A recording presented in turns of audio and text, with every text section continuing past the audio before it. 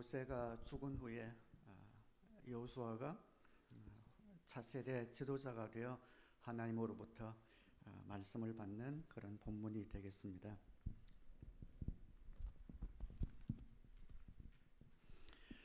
주님의 종 모세가 죽은 뒤에 주님께서 모세를 보좌하던 눈의 아들 여호수아에게 말씀하셨다. 나의 종 모세가 죽었으니 이제 너는 이스라엘 자손 곧 모든 백성과 함께 일어나 요단강을 건너서 내가 그들에게 주는 땅으로 가거라.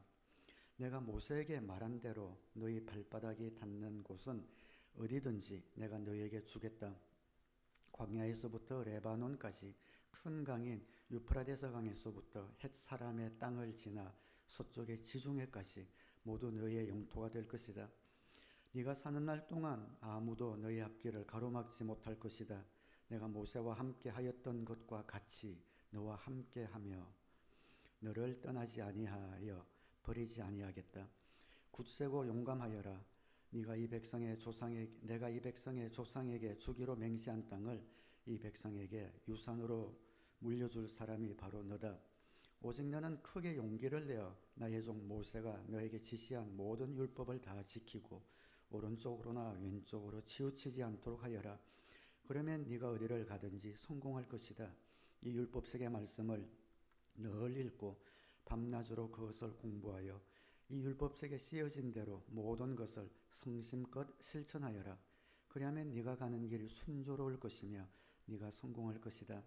내가 너에게 굳세고 용감하라고 명하지 않았느냐? 너는 두려워하거나 낙담하지 말아라. 네가 어디로 가든지 너의 주 나 하나님이 함께 있겠다. 아멘.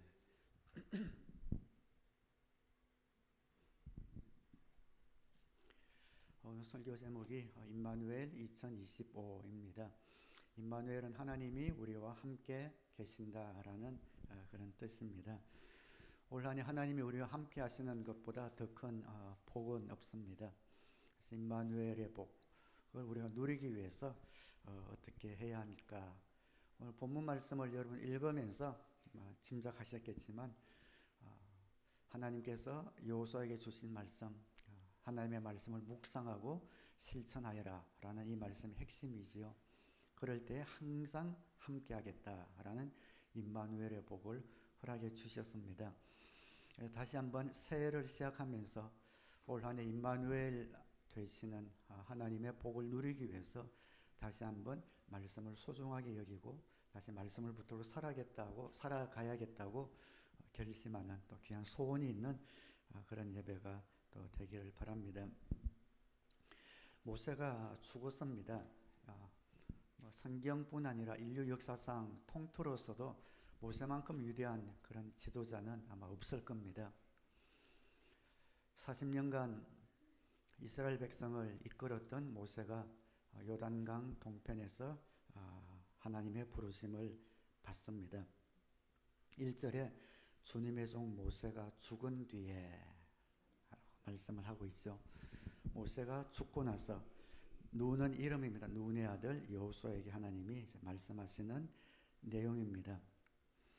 모세 없는 이스라엘은 상상하기 힘듭니다. 이스라엘 백성 자신들도 그랬을 겁니다. 모세가 죽었다니, 이제 가나안 땅 입국을 앞두고 모세가 죽었다니 큰 아마 낙심에 빠졌을지 모르겠습니다.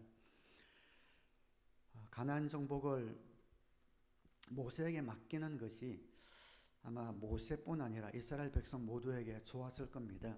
그러나 바로 그 순간에 직전에 하나님은 다른 계획을 세우고 계십니다. 모세가 가나안 입국까지 가서 그 약속을 성취한다면 아마 하나님의 주권보다 모세를 더 우상화할 수 있는 여지가 있었을지도 모르겠습니다. 그래서 끝까지 사명을 감당한 모세는 가나안 동편에서 죽게 하셨고 심지어 그의 시신도 수습해서 가져가지 못하게 하셨고 그의 묘가 어디 있는지도 하나님이 꽁꽁 숨기셔서 모르게 하셨습니다. 완전히 사라지게 만드시고 다음 세대 지도자인 여호수아를 하나님이 세우시고 계시는 거죠. 모세가 없을 때의 수준이 그들의 신앙 수준입니다. 우리가 위기를 만날 때에 우리의 수준이 우리의 믿음의 수준입니다. 내가 믿었던 것, 의지하던 것, 그것이 없어졌을 때 우리의 신앙의 큰 산맥을 만나든지 계곡을 만났을 때 그때의 수준이 우리의 신앙 수준이 될 겁니다. 주님의 종 모세, 굉장히 영광스러운 호칭입니다. 여호와의 종 모세. 이 호칭을 받은 사람은 구약 성경에 얼마 되지 않습니다. 모세와 다윗 정도입니다. 주님의 종 모세라는 특별한 호칭입니다. 옆에 보면 주님께서 모세를 보좌하던 여호수아, 모세는 주님의 종이고 비교해서 이야기하죠. 여호수아는 모세의 종이었습니다. 아직까지 여호수아를 주님의 종이라고 호칭하지 않습니다. 2절과 7절 말씀에도 보면 나의 종 모세가 죽었으니 나의 종 모세가 하나님이 모세를 굉장히 아끼시고 그에게 나의 종이라는 영광스러운 호칭을 붙여주십니다. 대신에 아직까지는 이 여호수아는 모세를 수종하던 수종자에 불과했죠. 그런데 여호수아가 하나님의 명령을 받아 가나안 땅에 입국하고 가나안 땅에 12지파에게 땅을 분배하며 그에게 주어진 사명을 완전히 잘 마무리하게 됩니다. 신실함으로 또 담대함으로 또 충성함으로 그의 사명을 잘 감당했을 때에 여호수아 마지막 부분에 가면 이 여호수아를 주님께서 나의 종이다 라고 불러주셔요. 24장 29절에 이 일을 마친 다음에 주님의 종 눈의 아들 여호수아가 죽었다. 정말 영광스럽지 않습니까? 모세의 종이었던 여호수아가, 모세의 충실한 제자인 여호수아가 그 사명을 마친 후에 스승의 반열에 오르게 됩니다. 마치 연극을 하든지 영화를 찍을 때 행인 1, 행인 2에서 엑소라 단역, 조역에서 주연이 된 것 같은 이런 느낌이 들죠. 우리도 마찬가지입니다. 그냥 신앙생활 하면서 처음에는 VIP, 누구누구의 종, 제자, 어느 목장의 목원 하고 그냥 아무런 이렇게 특출한 것 없이 따라갈 수 있지만 그러나 꾸준함으로 하나님이 우리 각자에게 주신 사명을 신실하게 감당할 때 한 해가 지나고 또 한 해를 돌아볼 때 어느새 우리 각 개인이 하나님께서 우리를 불러주실 때에 나의 종, 나의 아들 이렇게 부를 수 있는 데까지 우리가 자라나는 그런 그림이 그려지지 않습니까? 올 2025년 한 해 우리가 누구의 종, 친구, 누구의 목원 이렇게 섞여 있었을지 모르지만 저와 여러분에게 주신 귀한 사명 잘 감당해서 어느 순간 하나님이 나는 나의 친구다, 나의 종이다, 나의 사명자다라고 불러주시는 귀한 은혜가 저와 여러분에게 있게 되기를 주님의 이름으로 축원합니다. 2절에 나의 종 모세가 죽었으니 이제 너는 이스라엘 자손 곧 모든 백성과 함께 일어나 요단강을 건너서 내가 그들에게 주는 땅으로 가거라. 이 땅이 가나안 땅입니다. 약속의 땅. 아브라함 때부터 약속하셨던 땅이었고 이 땅에 들어가는 것이 이스라엘 백성을 향한 하나님의 약속의 성취가 됩니다. 그 땅은 어떤 땅이냐면 4절에 있는 것처럼 광야에서부터 레바논까지 유브라데스부터 지중해까지 40년을 광야에 떠돌면서 자기 땅이라고는 한 평도 한 줌도 가져보지 못한 이스라엘 백성에게 이제 40년 뒤에 그 광활한 즙과 꿀이 흐르는 땅을 요단강 동편 높은 꼭대기 산에서 보여주시면서 가라라고 말씀했을 때 여호수아와 그 백성의 마음이 얼마나 뛰었겠습니까? 남쪽으로는 유대 광야까지, 북쪽 경계로는 레바논까지, 서쪽으로는 저 지중해까지, 동쪽으로는 유브라데스 강 경계부터 그 광활한 땅을 하나님이 약속해 주신 겁니다. 아브라함에게, 이삭에게, 야곱에게 약속하신 땅. 그래서 이 땅은 이스라엘 백성들이 감히 전투에서 뺏어낼 그런 땅은 아니었습니다. 그냥 그들은 유목민이었죠. 하나님께서 약속하셨고 하나님이 인도하신 은혜의 땅이었습니다. 은혜로 주어지는 땅이지만 동시에 이스라엘이 믿음으로 취해야 하는 그런 땅이기도 했습니다. 하나님이 우리에게 은혜를 주셨습니다. 그러나 우리는 믿음으로 나아가야 하는 그러한 대상이기도 합니다. 하나님께서 우리에게 은혜를 베푸시고 은혜로 우리의 삶을 인도하지만 그 은혜는 믿음을 만날 때에 하나님의 역사가 이루어집니다. 이스라엘이 약속의 땅에 들어가서 그 하나님의 은혜를 믿음으로 쟁취하여 그것뿐만이 아니라 거기서 계속해서 하나님의 약속과 은혜를 받을 수 있는 조건이 하나 있었는데 그 땅을 정복하는 것과 그 땅의 축복이 유지되는 조건이 딱 하나 있었는데 그 하나는 율법을 지키는 것, 하나님의 말씀을 지키는 것 하나였습니다. 그 율법 안에 거할 때 하나님께서 놀라운 임마누엘의 약속을 주십니다. 내가 너와 함께 하겠다. 너희 안에 하나님의 말씀이 들어있고 그 말씀을 묵상하고 실천하는 한 나는 너희를 떠나지 않겠다. 임마누엘 약속을 해주시죠. 5절과 9절에 내가 모세와 함께 하던 것과 같이 너와 함께 하며 임마누엘 네가 어디로 가든지 너의 주 나 하나님이 함께 있겠다. 이 동일한 임마누엘의 약속을 아브라함에게 주셨고 이삭에게 주셨고 야곱에게 주셨고 그리고 예수님이 우리에게 주셨죠. 예수님이 하늘나라로 승천하시기 직전에 마태복음 28장 20절에 내가 너에게 명령한 모든 것을 그들에게 가르쳐 지키게 하여라. 보아라 내가 세상 끝날까지 항상 너희와 함께 있을 것이다. 주님이 명령한 모든 것 하나님의 말씀을 따라 또 사명 따라 사는 그 삶에 세상 끝날까지 임마누엘 할 것을 약속해 주고 있습니다. 지금까지 모세와 함께 하신 하나님은 이제 여호수아와 함께 하실 겁니다. 우리 한번 따라할 거예요. 하나님이 함께 하신다. 하나님이 함께 하신다 이 말을 잘 이해하려면 단어 하나를 더 붙이면 됩니다. 하나님이 언제나 함께 하신다입니다. 그리고 또 잘 이해하려면 단어 하나를 빼면 됩니다. 함께를 빼면 됩니다. 하나님이 하신다. 하나님이 함께 하신다라는 말은 하나님이 언제나 함께 하신다라는 말이 되기도 하고 또 하나님이 하신다. 우리 힘이 아니라 하나님이 하신다라는 말이 되기도 합니다. 하나님이 함께하는 임마누엘의 약속은 율법을 지켜 행하는 겁니다. 사실 5, 6, 7, 8, 9절을 제가 5, 6, 7, 그 다음 화면 볼까요? 예, 8절 그 다음 화면 볼까요? 예, 9절.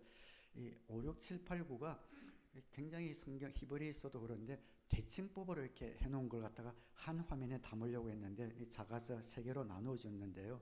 8절 한번 볼까요?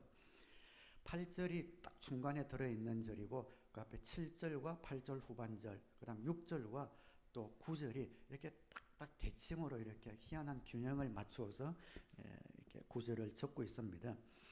가운데 핵심되는 구절이 8절 말씀이죠. 이 율법책의 말씀을 늘 읽고 밤낮으로 그것을 공부하여 세번역은 공부라고 번역했는데 묵상하는 거죠. 그 말씀을 밤낮으로 하나님의 말씀을 묵상하여 그 율법책에 쓰여진 대로 모든 것을 성심껏 실천하여라 하면은 그 말씀 율법을 묵상하고 실천할 때 바로 대칭법으로 바로 앞뒤에 제일 먼저 붙어 있는 것이 네가 어디를 가든지 성공할 것이다 입니다.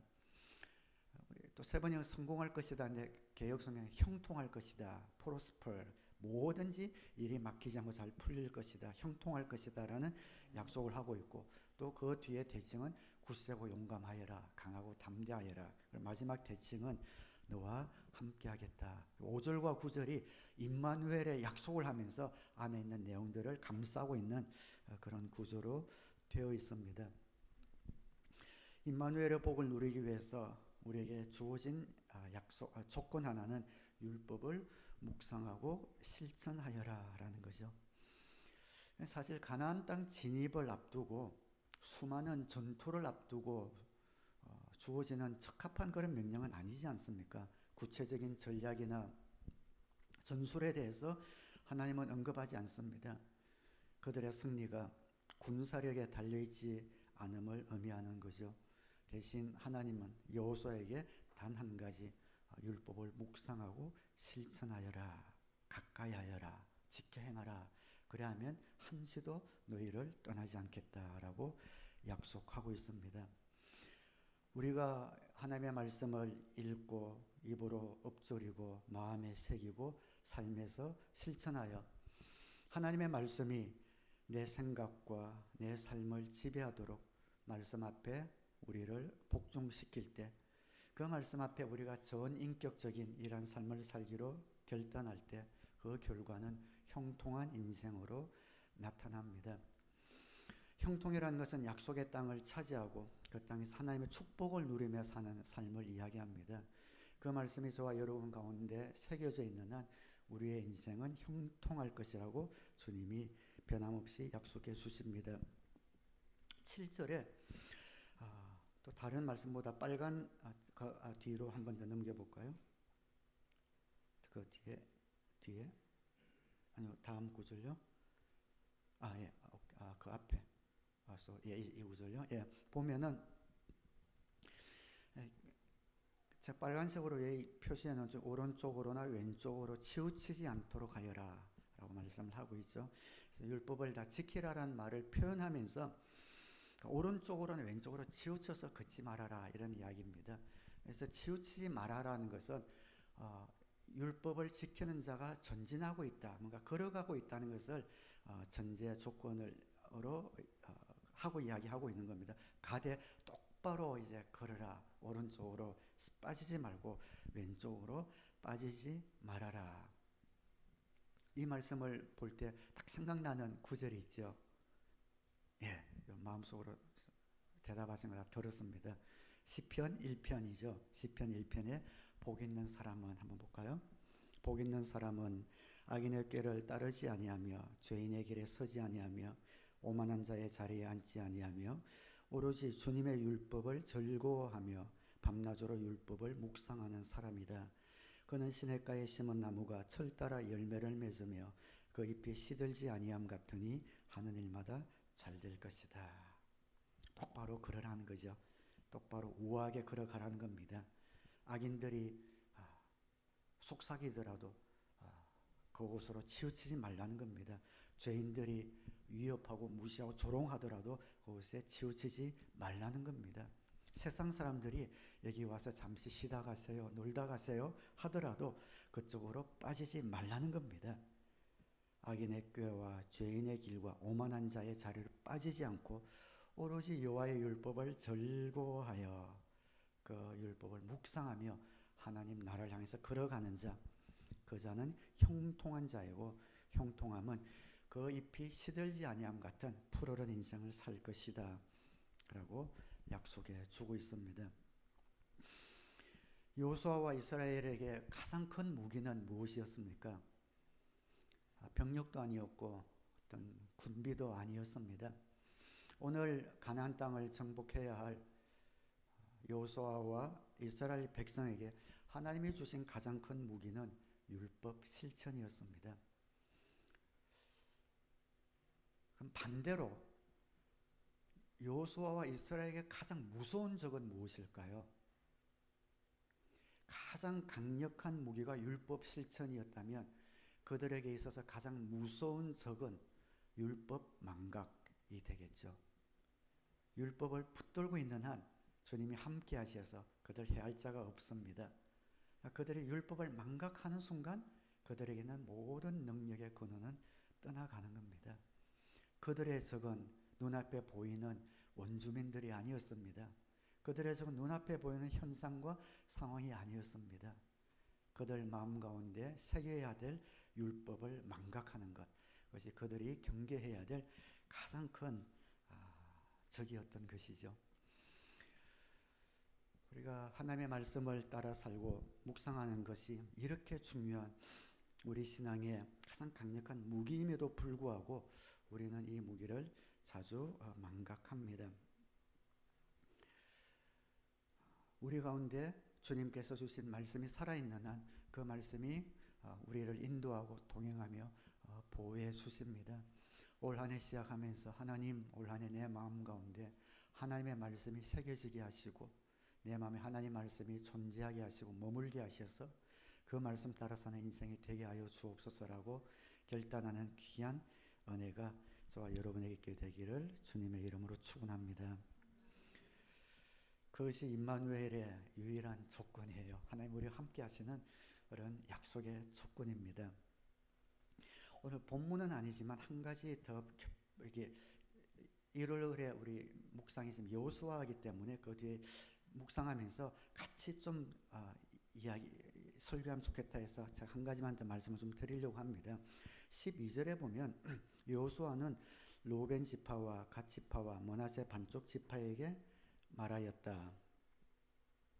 13절 주님의 종 모세가 당신들에게 이르기를 주 당신들의 하나님이 당신들에게 요단강 동쪽의 이 땅을 당신들이 편히 쉴 곳으로 주실 것이라고 하였으니 당신들은 이 말을 기억하십시오.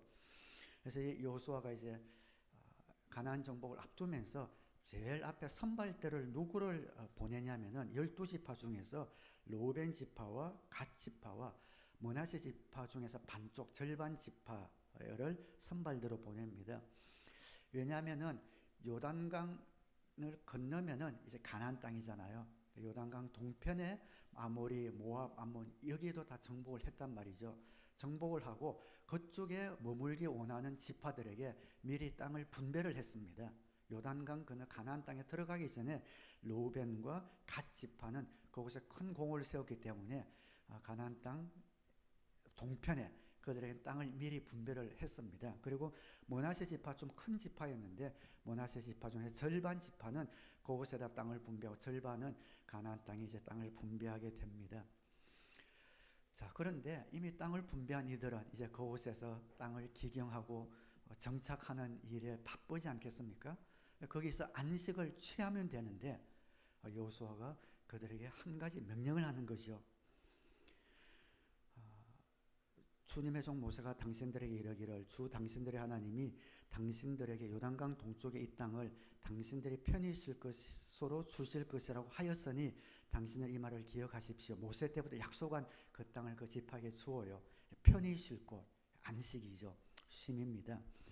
그런데 그렇게 하기 전에 뭐라고 하는 거 아니? 그러나 우리의 형제들과 함께 여러분이 맨 앞에 서서 그 땅이 안식으로 주어지는 그 복을 누리기 위해서는 여러분들이 앞장서서 먼저 가나안 땅을 정복하고 그 정복 전쟁을 다 마친 후에야 돌아와서 안식할 수 있을 것입니다. 그렇게 이야기합니다.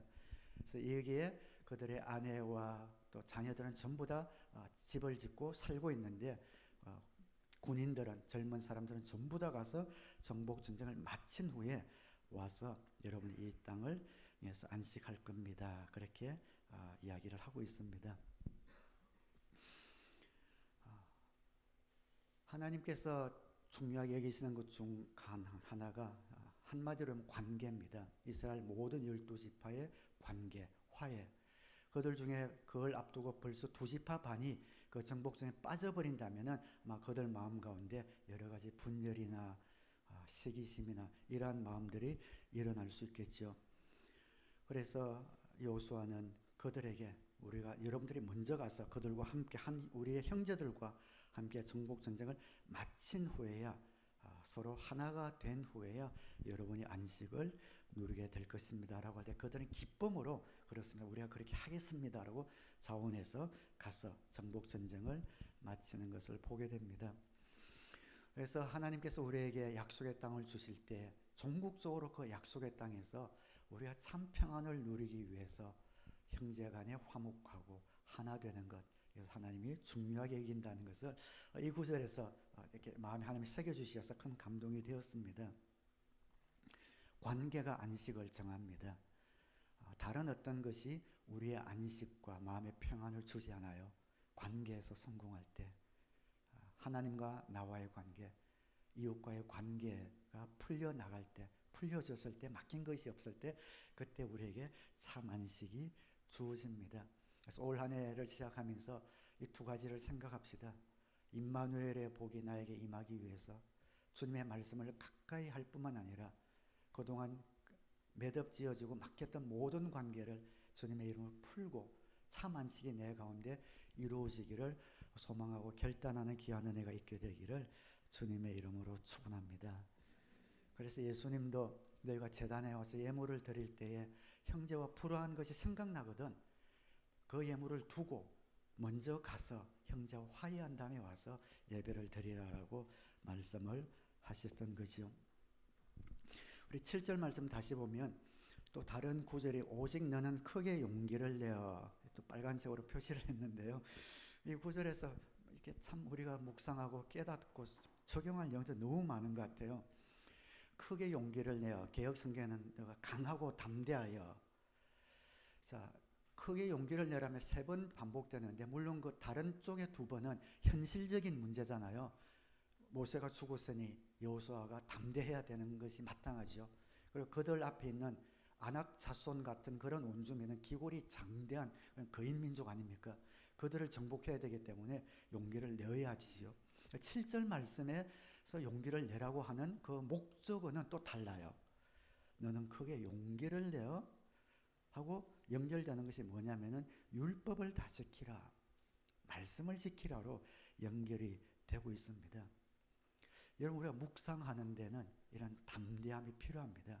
묵상은 저절로 되지 않아요. 하나님의 말씀을 지키고 실천한 것은 저절로 되지 않습니다. 크게 용기를 내어야 합니다. 내 삶에 중요한 부분들이 많지만 그 모든 부분들보다 말씀을 붙드는 이 시간을 내가 붙들리라라는데 용기가 필요합니다. 담대함이 필요합니다. 지혜가 필요하고 결단이 필요합니다. 그냥 내가 하루 일어나서 사는 그 삶의 결대로 살아가다가는 하나님 말씀 앞에 머물러 앉는 그리고 그 말씀을 지키는 그 순간을 낼 수 없기 때문에 크게 용기를 내어 율법을 지키라. 다 크고 강하고 담대하여 말씀을 지키라. 그래야 약속을 이루어 갈 수 있습니다. 묵상하기 위해 마음을 강하고 담대하게 결단해야 합니다. 주위 상황이 이래서 못하고 저래서 못하고 그래서는 안 됩니다. 이 말씀이 하나님의 말씀을 묵상하고 지키는 것이 임마누엘의 복의 그런 조건이라면 이건 해도 되고 안 해도 되는 문제가 아니라 어떻게 죽고 사는 문제 아니겠습니까? 그래서 여러분에게 북마크 드렸는데요. 이 밑에 보면은 저도 글씨가 안 보이는데 조그만 글씨 있죠. 보험 서류에 보면 약관처럼 너무 작은 글씨인데 이게 6개 교회 이름입니다. 우리 뱅크의 6개 교회가 우리 말씀 붙들고 좀 살아가서 이걸 해가지고 우리 교회는 100장을 해서 이거는 제 돈으로 샀습니다. 여러분 선물 드리려고 했으니까 소중하게 여기시고 그 뒤에 보면 본문 읽기 2에 묵상 적용 나눔 어떻게 해야 될지 간단하게 칼럼을 통해서 설명을 드렸습니다. 그래서 성경책에 꼭 끼워 놓으셔서 참고하셔서 올 한 해 말씀으로 우리가 시작할 수 있으면 좋겠습니다. 자, 마지막으로 하나님이 여호수아에게 너는 하나님의 말씀을 묵상하고 지켜라라고 명령했습니다. 다른 어떤 것보다 이 한 가지 명령을 하셨는데 이 명령은 여호수아에게 쉬웠을까요? 어려웠을까요? 2개 중에 하나. 여호수아에게는 쉬웠을 것 같아요. 왜 그런가? 그 여호수아는 하나님의 약속의 말씀을 끝까지 다 성취했거든요. 여호수아는 이미 광야 생활 가운데 하나님의 말씀을 마음에 두고 실천하는 것이 몸에 배어버린 사람이었어요. 자, 그 구절만 보고 말씀을 마무리하겠습니다. 신명기 8장 3절에 보면 주님께서 당신들을 낮추시고 굶기시다가 모세가 가나안 입국을 앞두고 마지막 이제 이스라엘 백성에게 설교하는 내용입니다.